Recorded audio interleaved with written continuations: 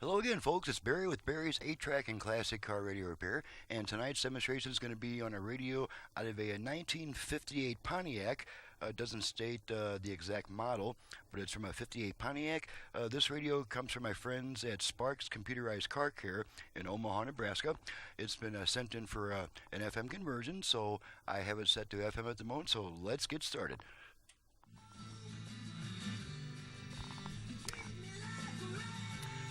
And the first thing I'll do is I'll run it all the way down the dial, make sure we pick up a bunch of FM stations.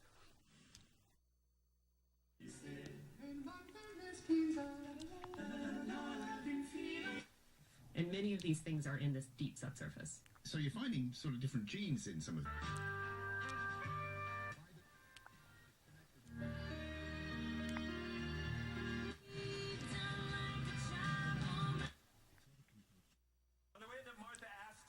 Question in the original language.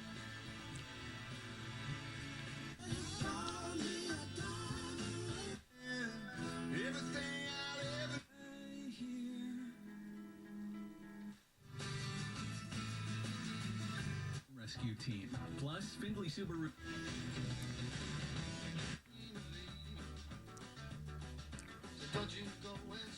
Okay, there's about 15 so far. Akron Larson to retrieve it.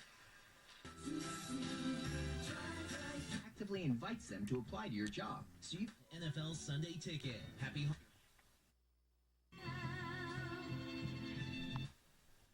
James and the congregation invite you to Sunday.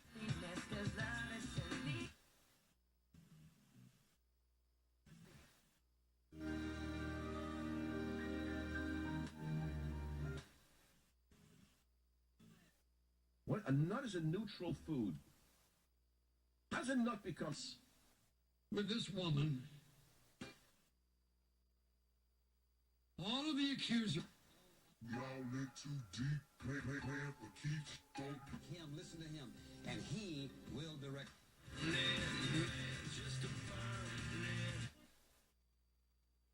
96. That's 772-9296.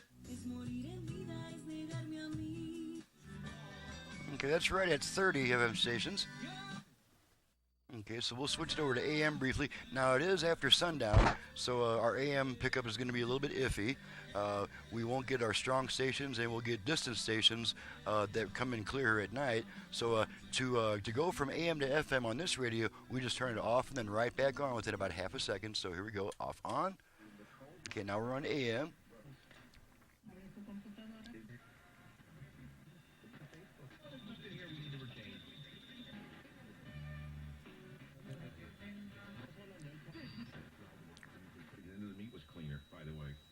I knew black guys who shopped at kosher butchers. I said, why? He said, we're not really.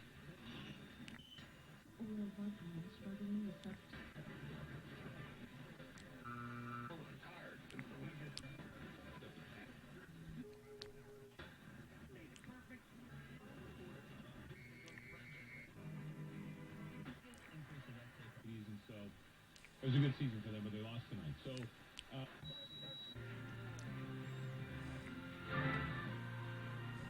That's not what happened to you. Okay? You've had bad...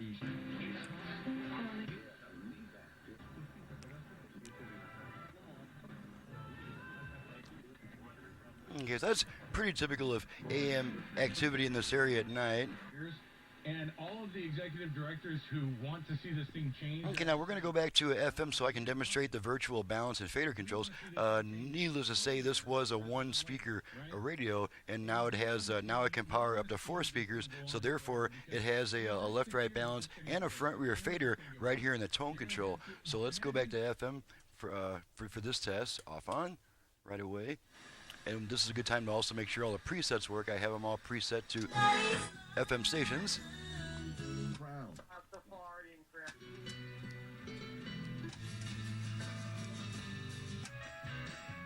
Okay, and now I'm going to activate the front rear fader, and we do that by rotating our tone control twice to the right. So the first thing I'll do is rotate this to the center so I've got room to rotate it. and we're going to turn it twice to the right. We're going to hear one beep. After that beep, we can use the same control to adjust the front rear fader action. So let's go ahead and bring our output level meters in the picture so we can see the results of our adjustment. Okay, tone control, 2 turns to the right. Okay, there's our tones. And now the same control is adjusting our front rear speaker balance. Front only, rear only, front only, and rear. I'm gonna center the speakers, take my hand off the control, and that single beep lets us know that the setting has been saved, and this is once again just the tone control. Okay, now I'm going to do the same thing, except I'm going to adjust my left-right balance, and the same procedure, except we rotate this control twice to the left. So let's try that. Okay, there's our 4 tones. Okay, and now this tone control is adjusting our left-right balance.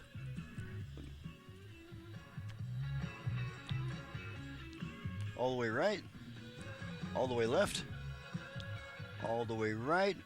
Okay, I'm going to center the speakers for a decent balance between all 4. Take my hand off the control, and one beep lets us know that the setting has been saved. We can once again return our tone control to the optimum listening position.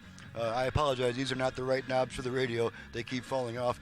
Okay, the only thing left to check is the auxiliary input, and I have it set to automatically switch over to the aux input whenever there's a signal present at the aux jacks. I'm just going to feed a quick test tone into the aux jacks, make sure it switches over. Okay, there's the one side, and there's the other side. Now, after using the aux input, the radio does take 20 seconds to come back. That's due to a Vox Circuit VOX voice-operated switch, which holds onto the aux signal longer than it really needs to, and that's just to make sure it's not constantly switching back and forth between songs from your MP3 player or your iPhone, and also during quiet music passages. And there's our radio coming back automatically by itself. Only thing left to test is the dial light. So let's do this.